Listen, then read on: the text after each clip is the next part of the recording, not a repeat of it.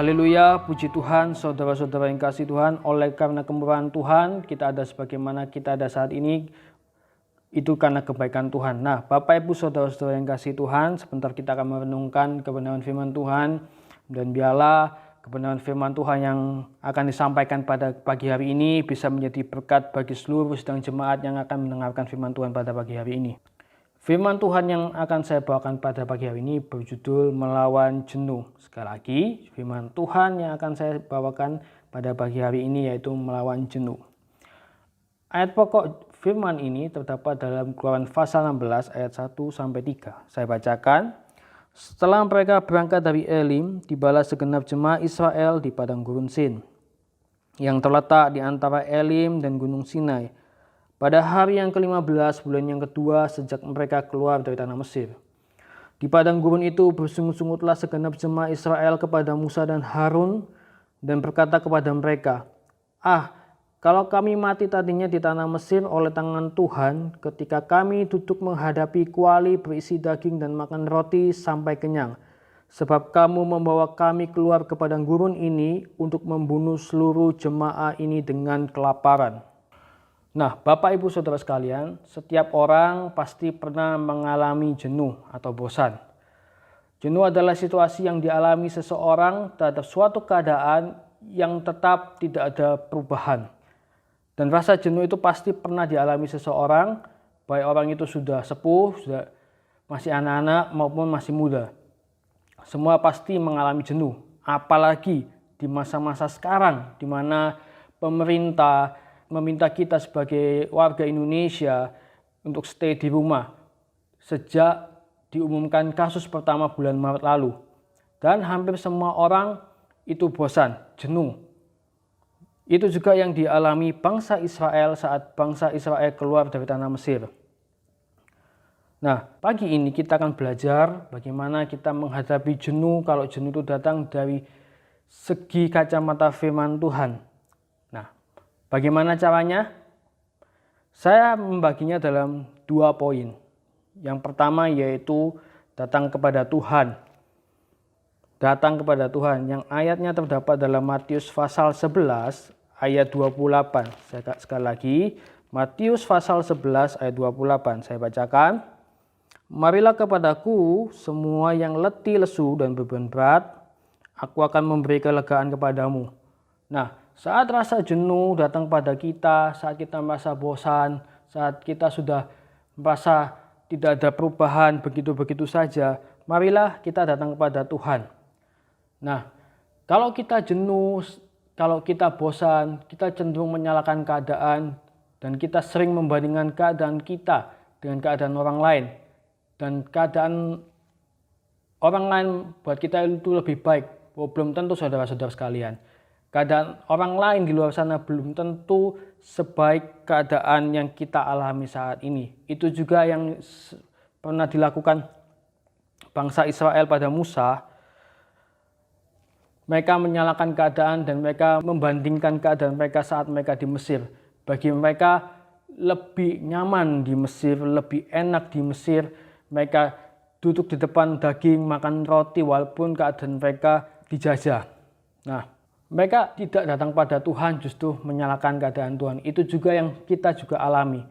Kalau kita tadi baca di Matius pasal 11 ayat 28, saat kita bosan, saat kita jenuh, Tuhan memberikan tawaran kita untuk datang pada Tuhan. Saat kita datang pada Tuhan, saat kita menghampiri Tuhan, Tuhan akan memberikan kita kekuatan, Tuhan akan memberikan penghiburan, Tuhan akan memberikan kita kekuatan. Nah, saat kita jenuh, janganlah kita menyalahkan keadaan, janganlah kita membandingkan keadaan kita dengan orang lain, karena keadaan orang lain belum tentu baik.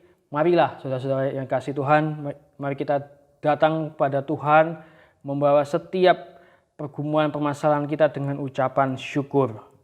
Yang kedua, yaitu mengucap syukur. Yang kedua, yaitu mengucap syukur. Ayatnya terdapat dalam 1 Tesalonika 5 ayat 18. Sekali lagi, ayatnya terdapat dalam 1 Tesalonika 5 ayat 18. Saya bacakan. Mengucap syukurlah dalam segala hal, Sebab itulah yang dikehendaki Allah di dalam Kristus Yesus bagi kamu. Yang kedua yaitu mengucap syukur. Bapak Ibu Saudara sekalian, saat orang jenuh dan bosan, tidak mungkin orang tersebut bisa mengucap syukur. Seperti yang dilakukan bangsa Israel saat mereka jenuh, saat mereka bosan. Seperti yang saya katakan tadi di poin pertama, mereka menyalahkan keadaan, membandingkan keadaan mereka saat mereka di Mesir. Bagaimana hidup di Mesir enak, makan daging walaupun dijajah. Nah, bagaimana kita mengucap syukur di tengah-tengah rasa jenuh, di tengah-tengah rasa bosan yang kita alami. Taruh dalam hati saudara-saudara sekalian bahwa yang saudara-saudara alami sekalian itu baik adanya. Itu indah yang Tuhan beri. Seperti pujian berjudul ada mujizat dalam bersyukur. Ada mujizat dalam mengucapkan syukur. Saat kita bersyukur pasti ada mujizat yang akan kita rasakan. Yang kita akan nikmati. Yang akan kita lihat dalam ucapan syukur. Orang yang tidak bisa bersyukur adalah ciri orang yang tidak mengenal Allah. Seperti yang dilakukan bangsa Israel pada waktu mereka bersungut-sungut. Pada mereka tidak mengucap syukur. Mereka seperti orang yang tidak mengenal Allah. Bahwa Allah sendiri yang mengeluarkan bangsa Israel keluar dari tanah Mesir.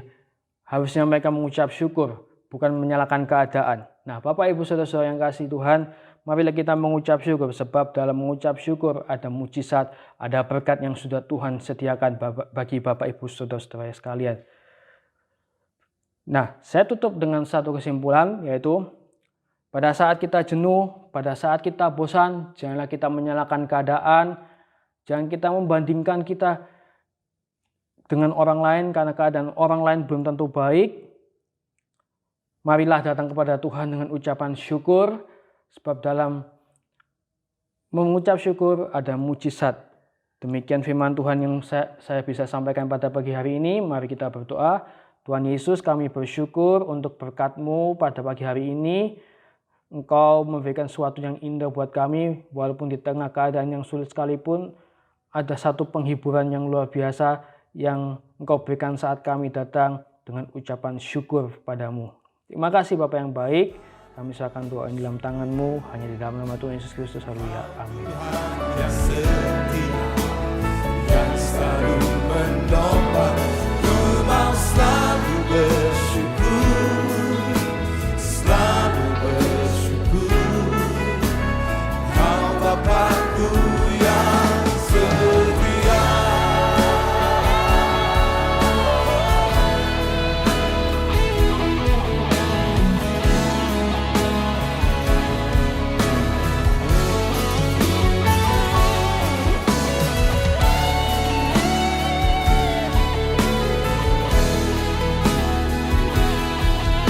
Boleh angkat dua tangan